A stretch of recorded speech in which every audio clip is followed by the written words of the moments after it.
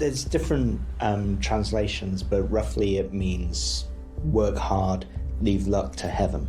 Just super interesting, because I don't think a lot of people think about where the name Nintendo came from. Greatness always starts with an idea. The idea should remain malleable to create something of longevity. It is ever-changing and yet remains faithful to its core values, to bring positive change, to bring hope, to bring fun. Well, I have a wonderful electronic invention I want you to see. It looks something like this. 2, 1, game begin.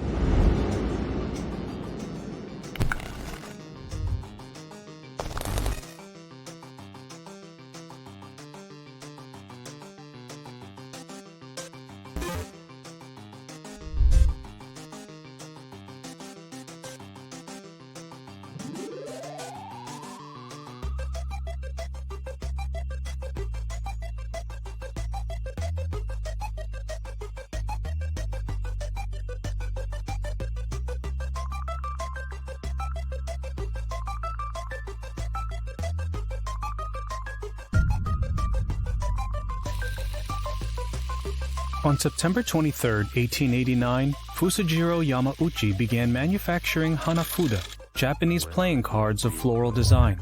Fusajiro was born in Kyoto, and it was here that he established Nintendo Koppai. Koppai meaning playing cards in Japanese. During such time, a widespread ban on playing cards swept through Japan due to their ties with gambling, foreign trade, and usage by the Yakuza. Nintendo is one of the world's biggest gaming companies. They're a Japanese company and they've actually been going for well over 100 years now. They started making playing cards, but they really reached their stride in the 80s and 90s when they started releasing arcade machines and then home consoles. And that was about the same time as well when we got introduced to their biggest franchises like Mario and Luigi, Legend of Zelda and Kirby. As you can see, they're a bit smaller than the Western playing cards that we're used to, and they're printed with beautiful flower patterns and scenes from nature.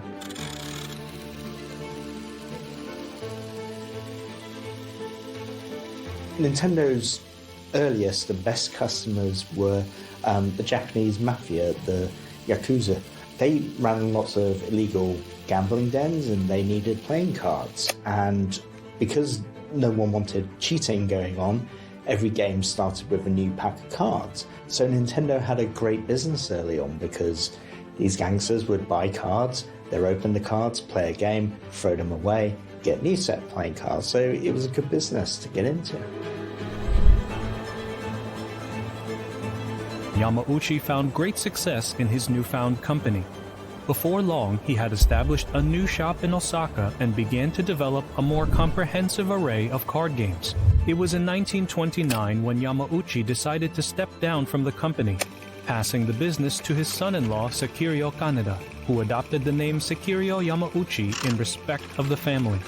Fusajiro remained uninvolved with the company for the remainder of his life, eventually passing away from a stroke in his home city of Kyoto on January 1, 1940. The founder of the company continued until 1929 when his son-in-law, Sekiryo Kaneda, who took the name Yamauchi as well, took over the company and kind of professionalized it, improved the manufacturing processes, and started manufacturing Western-style playing cards. War has struck again.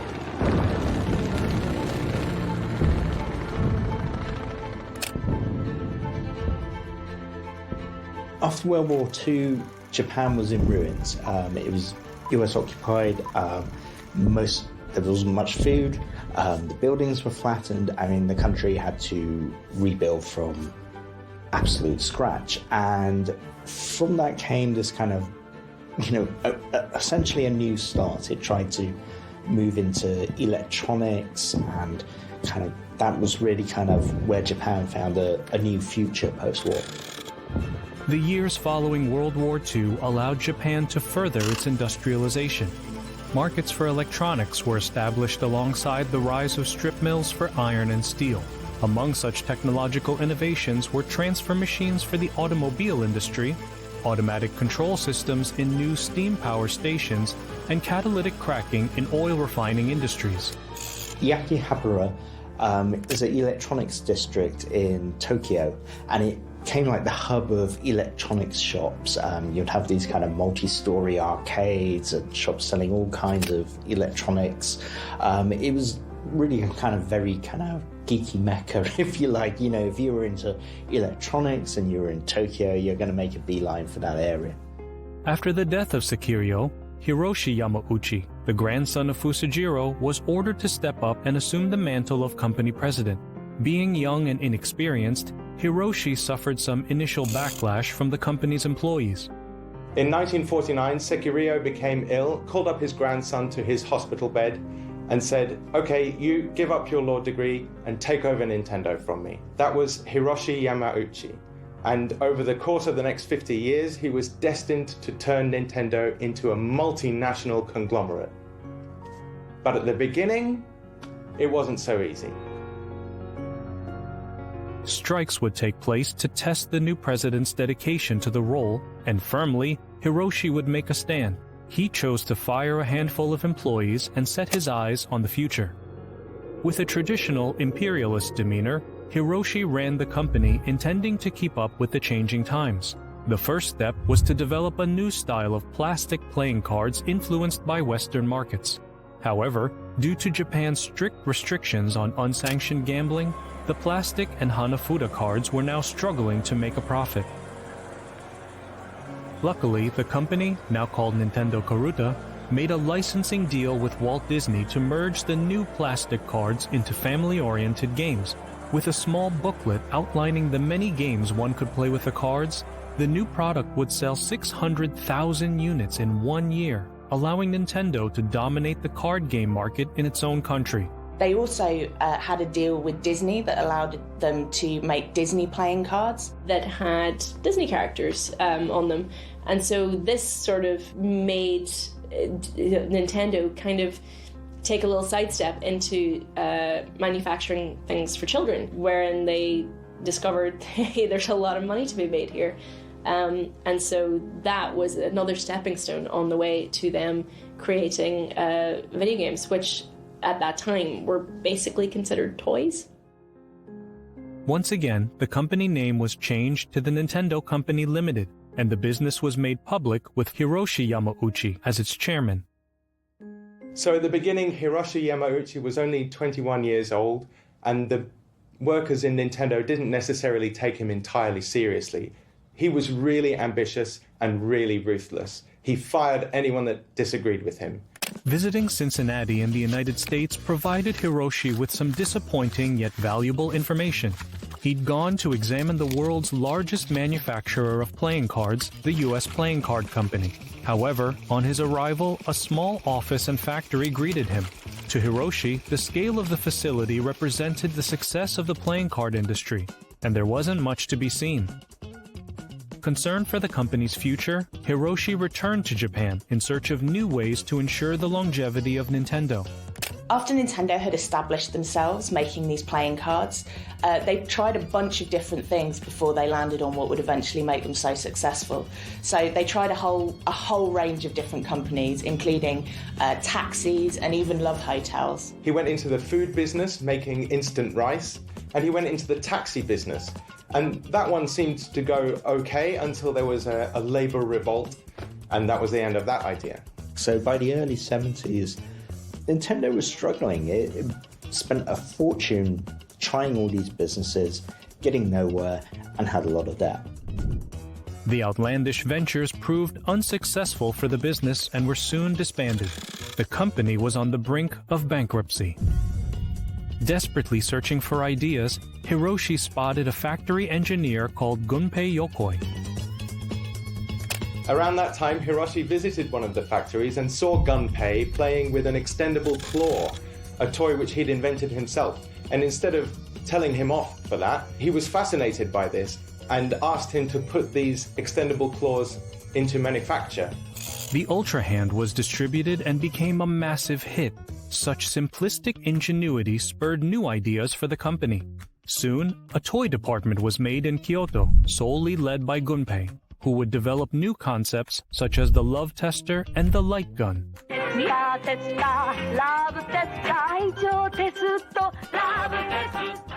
By the 1960s, Nintendo had solidified itself as a significant player in the toy market. The early 70s came rolling in, and with it, the idea of a video game was being conceptualized. Around that time, in the early 70s, video games were becoming a really big thing. Pong had come out in 1972, and suddenly video games were cool. Atari became the first in the race, releasing Pong in 1972. It was inspired by a game developed by physicist William Higginbotham. Atari leapt towards mainstream distribution, giving the public a groundbreaking discovery which took America by storm. Nintendo had to react fast. Hiroshi hired employees from Sharp Electronics to develop a new system that could compete with the emerging video game consoles. Soon, in cooperation with Mitsubishi Electric, the TV Color 6 was made and distributed in June 1977. So after Nintendo had been going for quite a long time, they really started to branch out into the burgeoning gaming world. So at the time, arcade machines were hugely popular around the world. Atari had already been producing them for quite a while. Classics like Pong had been around for a little bit of time, but they were really starting to take off in Japan, in America, and in Europe. So Nintendo decided that they would try and get in on this really expanding market as well. And when they did, they really worked on how they were going to make a game that would stand out. But it wasn't actually meant to be Nintendo's console. Mitsubishi had created it for another company that went bust and decided to give Nintendo a call, see if they'd put it out instead. And that's how Nintendo got into video games. So Nintendo's very first console, a games console, was actually the Color TV game. It was a very, very simple device. But it paved the way. I think Shigeru Miyamoto, who would go on to make some of Nintendo's most important games, did actually work on the Color TV game. I think he designed like the outer casing or something really random like that. So it paved the way for one Shigeru Miyamoto to then go on to design Donkey Kong. In response, Atari returned with the 2600, popularizing microprocessor-based hardware and games stored on swappable ROM cartridges. It was the most popular second-generation console by a large margin during the time of release. Nintendo would follow with 4 more iterations of the TV Color, and soon both Atari and Nintendo were being recognized as big fish in a huge pond, and competitiveness was on the rise. 見るテレビから遊べるテレビへ15種類ものゲームが楽しめるカラーテレビゲーム15 In response to America's growing arcade market, Hiroshi expanded Nintendo into the US, releasing new titles such as Radar Scope, Space Fever, and Sheriff. Though effective in the Japanese market, the games weren't financially successful in America. To counter this, Hiroshi turned to Shigeru Miyamoto, and upon deliberation, Donkey Kong was made, becoming a smash hit in both countries.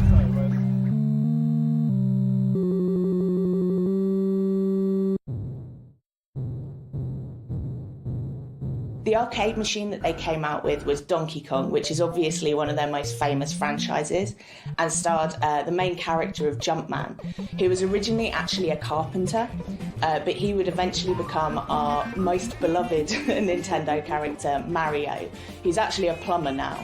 But the idea was that as he was a carpenter, the level was based around kind of like a workman sort of environment, where he's dodging barrels from a big gorilla, also called Donkey Kong. And this just took off across the world. It was a really fantastic arcade machine, and kids loved to play it. And that was really the start of how Nintendo managed to dominate the gaming market at that time.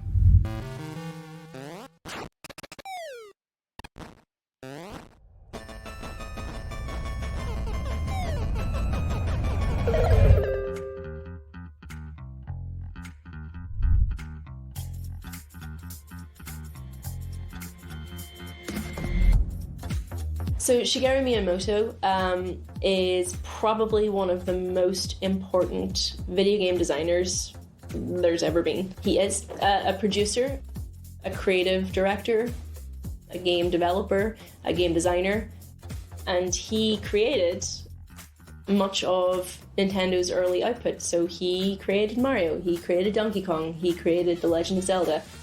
So his contribution to the games industry really can't be understated. He's kind of like the Michelangelo of video games, if you like.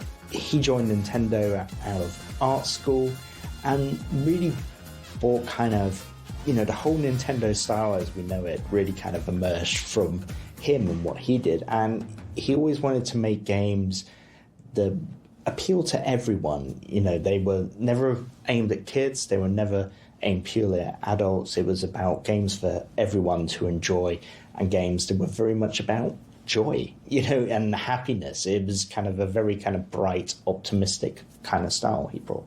Hiroshi instituted 3 separate innovation and development facilities under the Nintendo banner.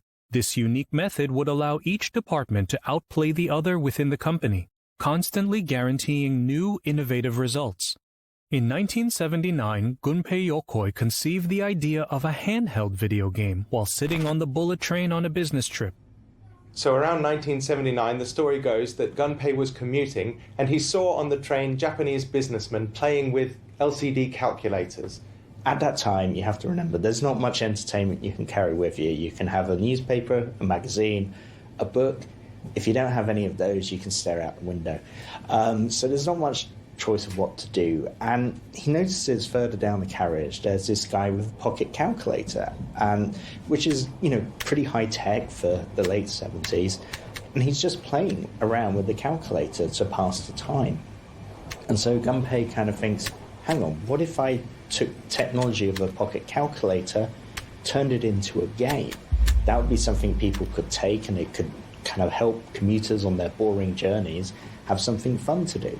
And thus he created the Game & Watch. Nintendo first entered the kind of handheld gaming world with the Game & Watch, which was kind of an LED games console, not even what we would consider a console today, really.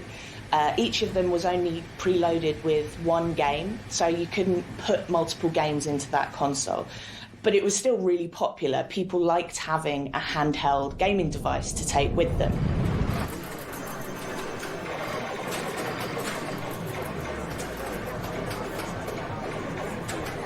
The 70s would become known as the golden age of arcade games. People crowded around machines, placing coins on the screen to reserve their turn. The 80s came rolling in, and with it, a massive advancement in gaming technology. But with it came many more consoles manufactured to capitalize on the rise of gaming. From Pong clones to home computers, most of which weren't functioning as promised. Before long, the market was saturated in off-brand consoles, and choosing one which worked as intended became a minefield. This climate would be known as the video game crash, aka the Atari shock. In the 80s, video games felt like they were just reaching new heights and just getting more and more popular.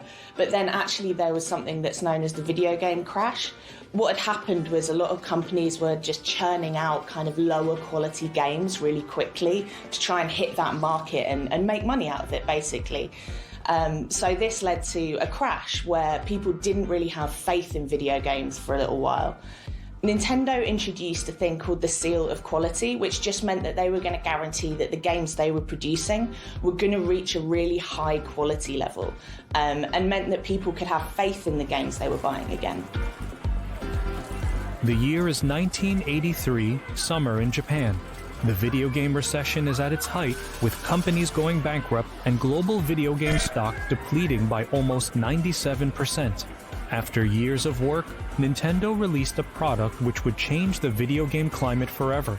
It is called the Famicom, known to the West as the Nintendo Entertainment System. Okay.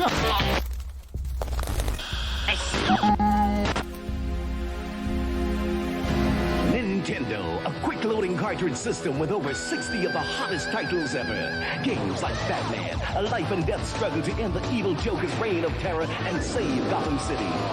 Games like Super Mario Brothers, a battle to rescue the Mushroom Princess from the evil Koopa Turtles. Go for the joystick for extra control, or go to infrared for remote control. The hottest games are on Nintendo, the world's #1 game system. Nintendo had developed the Famicom, the family computer. And this was a video game system that had more than just one game on it. You could actually swap out the cartridges and play lots of different games on it. So Japan was protected from this international video game market crash because Nintendo was doing really well in Japan with the Famicom from 1983 to 1985. The Famicom console was released in Japan originally and was called the Famicom, but it then came out in the US and in Europe as the Nintendo Entertainment System, or the NES. That was their first really popular at-home console. It became the thing to have across the world, especially for kids. But at that time, the industry was very skeptical of video games. This enormous market crash had damaged the reputation of video games. And so they went to great lengths to distinguish their new system from all of the video game consoles that had gone before. At that time, 1985, VHS and Betamax videos were cool, and so they made the Nintendo Entertainment System look like a VHS, with cassettes that went in sideways. ファミリーコンピュータの楽しいカセット情報。シングルス、ダブルスの本格テニスをコンピュータと技比べ。The NES became a staple for the development of video games and their longevity in an otherwise uncertain climate. The system was affordable and reliable, being marketed with the Nintendo seal of quality, countering concerns for potential faults.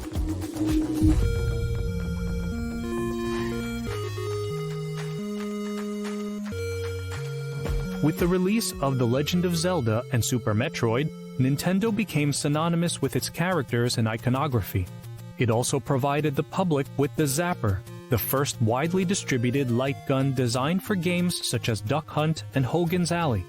However, nothing would prepare Nintendo for what might have been its most significant decision yet. Super Mario Bros.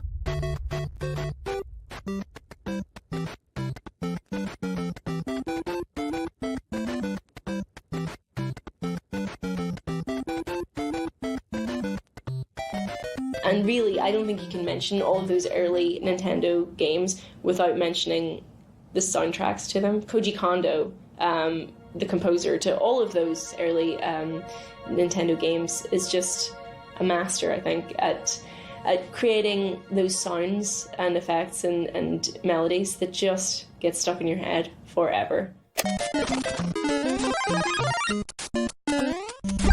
Nintendo's first big success was Donkey Kong. It was a coin-operated arcade game, and that really made its name worldwide. It just became huge. It was one of the first sort of platform games. It introduced the world to Mario, or whatever we knew him as Jumpman at the time, and it was a big hit everywhere in the world. It was big in Japan, it was big in North America, big in Europe. So that really established Nintendo as a force in video games.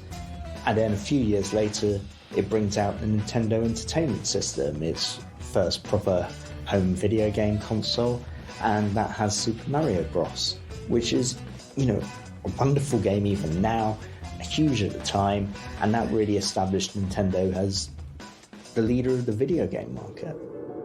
I mean, Nintendo became so popular around the world because of how initially simple, but how gorgeously complex and gorgeously well-designed its games are.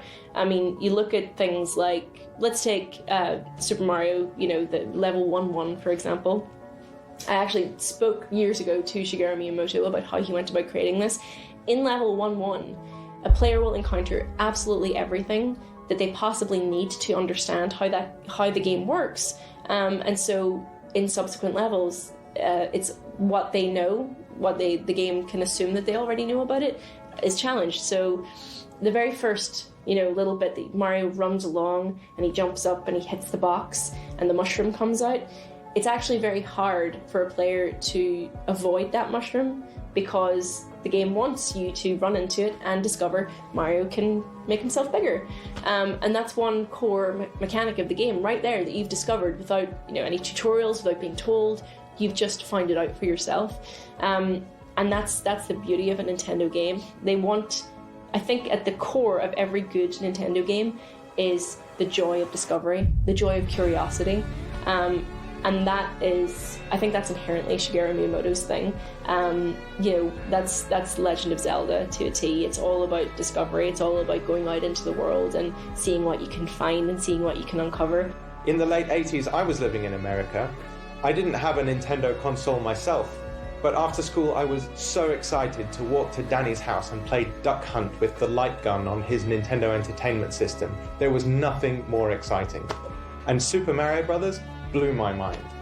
There's just so many fascinating elements to early Nintendo design. I mean, Mario, right? Take, for example, Mario. Mario's got his blue overalls, he's got his red hat, he's got his mustache, he's got a big nose.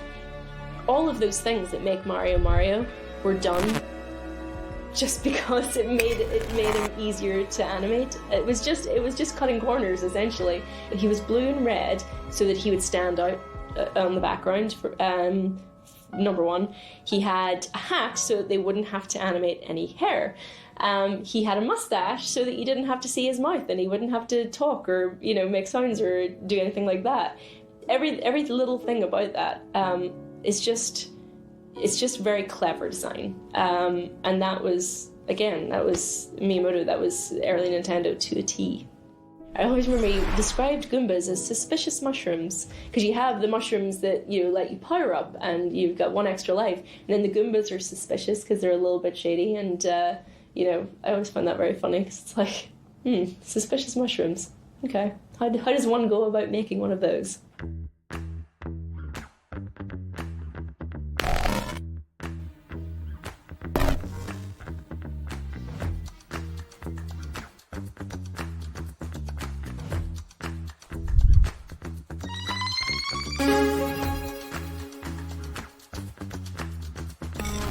In 1989, Gunpei Yokoi revealed his latest invention, the Game Boy. Released in Japan alongside Tetris, the Game Boy would birth the now $90 billion Pokemon franchise.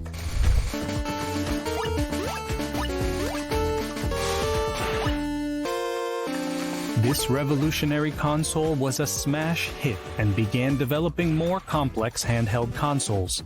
There were handheld video game consoles that allowed you to play lots of different games by swapping cartridges, like the Atari Lynx and the Game Gear, and of course the Game Boy. The Game Boy was different to its competitors. Its competitors had colour screens. So the Game Boy was, even for 1989, quite primitive. It was black and white, its rivals were in colour. It seemed quite retro even in 1989, but because it was a handheld and it was primitive, it could use less batteries, and that meant it was far more portable and reliable. So basically Nintendo beat much more advanced competition by having something that was much more practical. Gunpei Yokoi's design philosophy was lateral thinking with withered technology. And what that meant is that he didn't want to design a cutting-edge video game system. He wanted to use technology that was already well used and already cheap. And that has been Nintendo's most successful design philosophy ever since. Super Mario became loved by millions and slowly but surely sealed itself as the brand mascot for the company.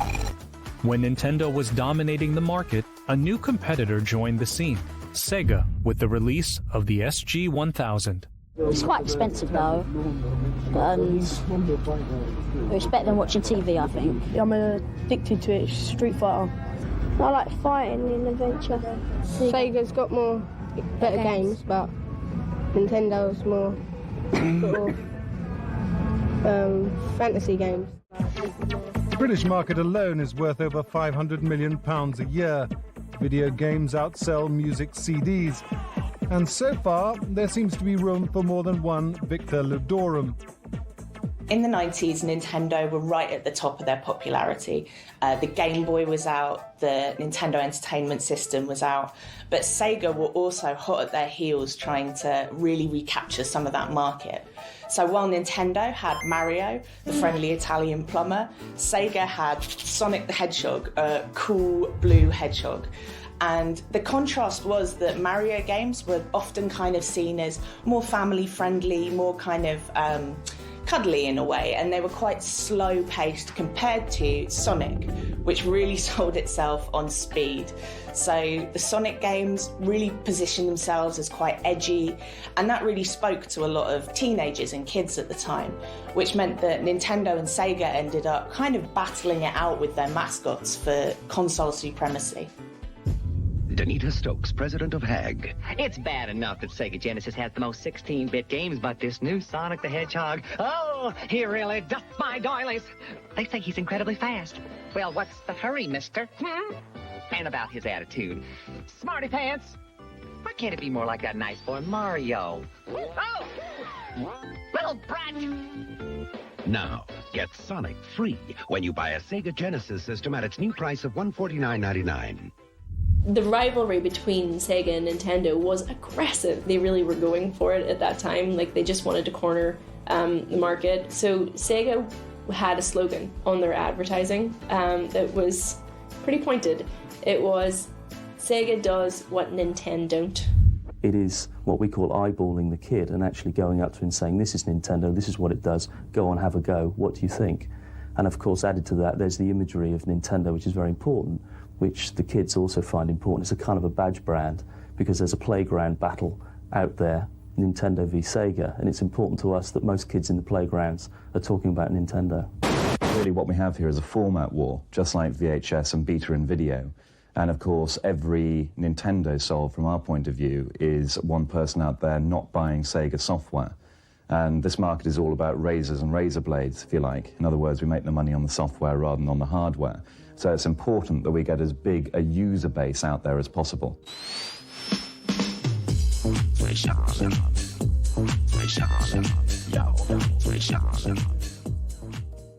So Sega during the 80s was always the number 2 console manufacturer, and by number 2 it had 10% of the market, Nintendo had 90%. So, you know, it's not even, it's number 2, but the gap is enormous. So as the 90s began, Sega gets ready its new console, the Mega Drive or the Sega Genesis, and decides it's going to fight again and try and win. And it launches a couple of years ahead of the Super Nintendo and basically markets itself at older teenagers. And with the help of Sonic, it breaks through. It sells a few million before Nintendo's even released its own console. So certainly it's gone from this kind of distant number 2 to an actual serious force. And so the early 90s were this kind of power struggle between Nintendo and Sega. Sega kind of aiming for a slightly older audience, Nintendo aiming for a slightly younger audience. In the end, Nintendo won out. Nintendo eventually managed to outsell Sega, but, you know, it was a close run for a good couple of years.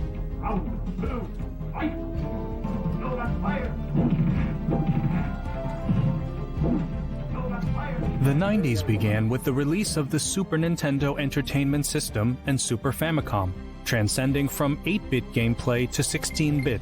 The new console found great success across seas and competed with Sega's new console, the Genesis. It was here that both Nintendo and Sega were considered at war, with Sega releasing the new hit, Sonic the Hedgehog. Gotta go. Hey, guy, you're the first serious gamer I've seen all morning. Check this out. Brand new 16-bit Super Nintendo with Super Mario World. Wow! What's this one? Oh, this is a Sonic the Hedgehog from Sega Genesis. Hey, look at these radical colors, huh? Wow, Sonic's fast, too. No, over here. I like Genesis, and it costs a lot less. Wait, kid, that game I'll there. take Sonic and Genesis. I knew that. Sonic the Hedgehog. More action, more speed. Sega Genesis. It's a whole lot more for less.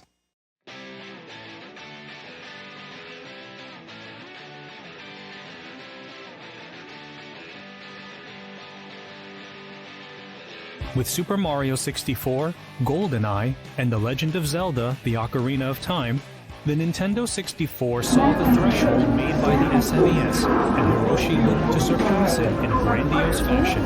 It was a statement for 3D gameplay and character maneuverability. However, though Atari had beaten Nintendo in the race for dynamic 3D gameplay, Nintendo discovered how to flawlessly execute the newfound dimensions and utilize vector models to enhance the gameplay experience.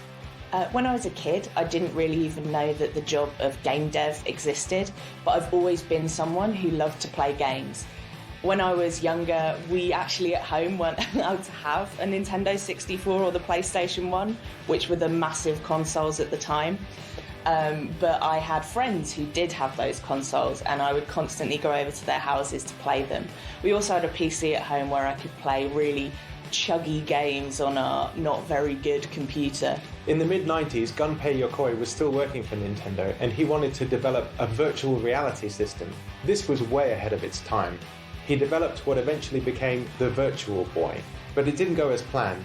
Nintendo didn't give him enough time to finish the development, and the final product, he wasn't happy with it at all. In the end, instead of being a portable headset like Gunpei Yokoi had envisaged, it was actually table-mounted, and you played it by kind of leaning forward and looking into this lens, and you could see these 3D graphics.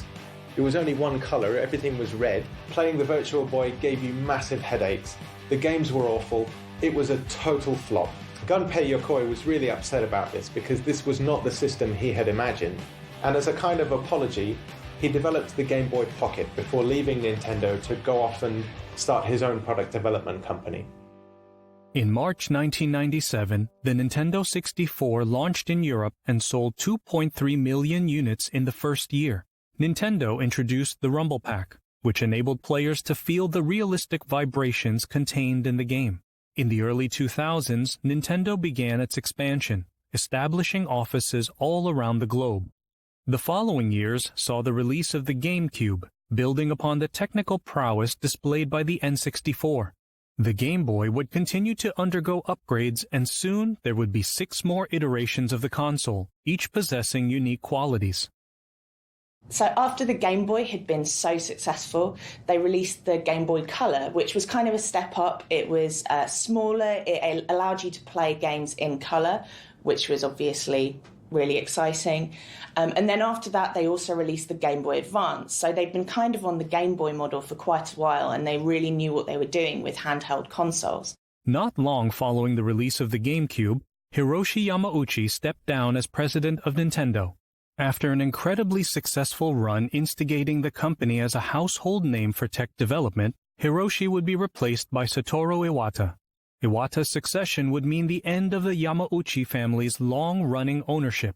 In the early 2000s, Satoru Iwata made some changes to the way that Nintendo was run. Hiroshi Yamauchi had always created a very competitive atmosphere, but Satoru Iwata's approach was completely different. He created a very collaborative atmosphere.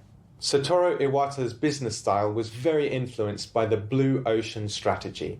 He didn't want to compete with all of these video game consoles that were at the cutting edge of graphic technology. He wanted to create a new market. He wanted to do things differently. In 2013, Hiroshi passed away. His legacy, however, would live on. Retaining a similar presentation to the original Game & Watch, 2004 brought the release of Nintendo's highest-selling console ever, the Nintendo DS. When the Nintendo DS came out, it had 2 screens and kind of flipped, and this meant that you were able to use the bottom screen as kind of a touch screen, and the top screen could show something completely different. So you had the same kind of controls that you did on the Game Boy, but you were able to do a lot more. Game designers were able to make games that really utilised this new tech, and that was incredibly popular. A lot of shops sold out of the Nintendo DS when it first came out. And around the same console generation, the Nintendo Wii came out. So the Wii was really, I don't know if anyone expected it to be as successful as it was. The funny thing about the Wii was, it wasn't the franchises that Nintendo was known for that were the reason for its success. I think the real reason for the Wii success was things like Wii Sports. It was the games that your granny could play. The people that had no gaming knowledge or vocabulary whatsoever, they saw this really fun, silly thing, waggling the Wiimotes and stuff like that, instantly. You don't have to have any gaming language at all to know how to play that. And so it opened up gaming to a whole new audience. It didn't last long because the Wii U was horribly marketed, and it couldn't really get that lightning in a bottle effect that the Wii had. But for a moment, the Wii was huge. everyone wanted to play it. Literally everyone. If the Nintendo DS was popular, the Nintendo Wii was wildly popular at launch. I actually worked in a game shop around that time, and we were constantly sold out of Nintendo Wiis. They really managed to corner the market on family gaming, which is something Nintendo's always been good at, but they released a lot of titles that were aimed at the whole family and not just kids. So they had things like Wii Fit and Wii Sports, which had a really low barrier to entry, and adults were often a little bit more interested in than the classic Nintendo games. And I think that meant that a lot of families saw it as a real great investment and something that they could get for the kids, but which the adults would play as well. The DS rose to the top of the gaming world as the most popular portable console thanks to games suitable for everyone. Players all over Europe made Animal Crossing Wild World, New Super Mario Bros., and Metroid Prime Hunters bestsellers. Including Nintendogs also boosted sales as it allowed experimentation with the new voice recognition software. Games like WarioWare Smooth Moves, Endless Ocean, and Big Brain Academy Wii Degree for the Wii invited everyone to dive into the fun regardless of previous experience, while the arrival of Super Mario Galaxy and Metroid Prime 3 Corruption brought cherished Nintendo franchises back into being with the addition of new features only possible on the Wii. With the new consoles in place, the time was right to fall back from inventing new products and refining what was already made. The DS had many upgraded versions, such as the DSi and eventually the Nintendo 3DS, released in 2011. The next console that Nintendo came up with was the Wii U, a much more powerful console with high-definition graphics. Nintendo couldn't compete with these other systems that had phenomenal graphics.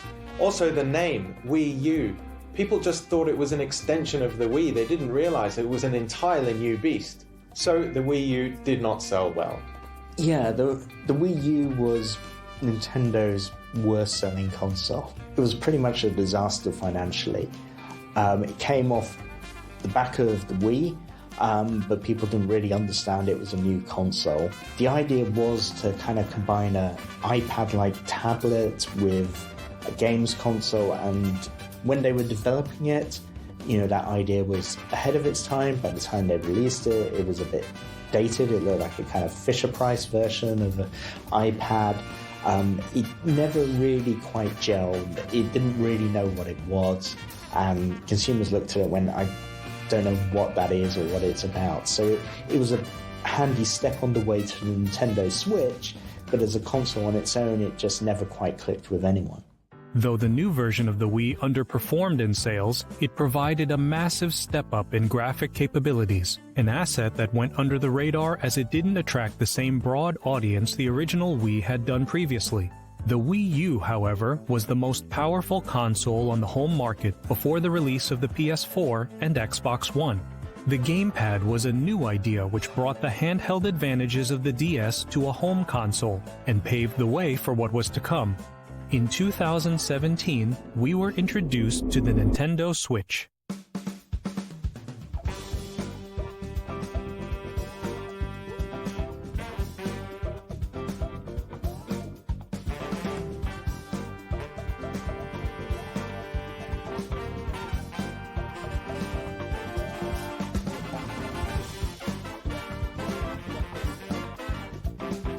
So the Switch is huge. I mean, it was such a success for Nintendo because it really Nintendo took everything that it had learned from the console market, from handheld, you know, from all its handheld expertise, everything that it had learned from the Game Boy, from the DS, from the 3DS, from everything, and it was like, why don't we take both of these and make a console that literally does both? And that was just, I mean, it's just a master move, and that's what I love about Nintendo. Nintendo doesn't really see itself as a competitor to PlayStation or Xbox. All Nintendo is interested in is interesting innovation, experimentation, and making games that are fun. Nintendo is so known for innovating with their hardware, and the Switch was no different. All of the big console companies were coming out with innovations, but none of them were quite as different as the Switch felt. It felt like a bit of a natural progression from the Wii and the DS, but also completely new at the same time. So the thing about the Switch is it can both be a handheld console, or you can put the handheld screen into a dock that attaches to your TV and then use the controllers on the side, so it's like a home console and a handheld at the same time. And that came out with fantastic games at launch as well. I'm a massive fan of Mario games. I never really played Zelda much when I was a kid, but I have to say Zelda Breath of the Wild is my favourite game of all time. It's incredible, and that really helped to sell Switches. Does the Nintendo Switch hold up in terms of graphical capability when put alongside the PlayStation 5 or the Xbox Series X? No, but is it unbelievably fun? Do people love it? Do people take it everywhere they go? Absolutely. It has it doesn't really suffer all that much for the amount of games that it has access to. Nintendo third-party support has actually never been better, I don't think, than with the Switch. Traditionally, I don't think Nintendo was a very friendly third-party development platform. It was just a bit more difficult to get games onto Nintendo consoles than it was for PlayStation and Xbox. But the Switch is it's just fantastic. You can slot it into its port or to its dock. You can pick up where you left off seamlessly from where you were out and about. You can transition from being out playing your console on the train or wherever to going indoors, slotting it in, and there it is, exactly where you were before. It's the perfect console, I think, for a lot of kids and adults alike, because if you don't have the time or the inclination to sit down in front of a PC or a console in front of a TV in the evening, you want to just, get into bed and play your Switch, that's absolutely a thing you can do. The Switch was an amalgamation of everything Nintendo had achieved thus far, merging the idea of a home console with a handheld device. The system was versatile, ergonomic, and capable of handling the stories the company wanted to tell. Nintendo has always been a pioneer in the gaming world.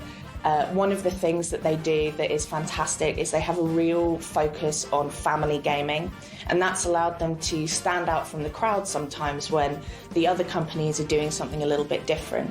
They're really invested in making games that are fun and creative and that everyone can play. And the other thing they do is that their consoles and their hardware is always new and always interesting. Sometimes it doesn't land as well, but when it does, it absolutely blows everything else away when it comes to innovation. It was really Satoru Iwata professionalized Nintendo's merchandising arm and expanded into other areas and created a Nintendo theme park in Japan, and there's now another one in America, and of course the Super Mario Bros. Film, which I'm very excited about.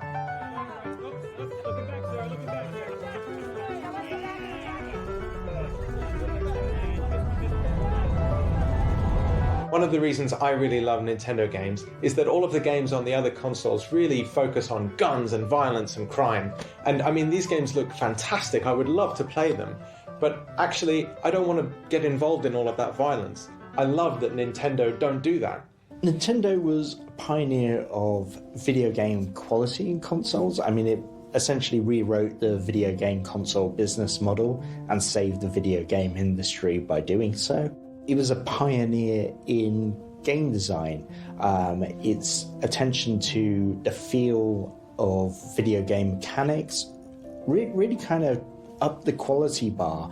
Game designers back in the 80s were not that great. They would make these punishing games that, would make children cry, they were so hard. Whereas Nintendo was like, no, a game should be fair.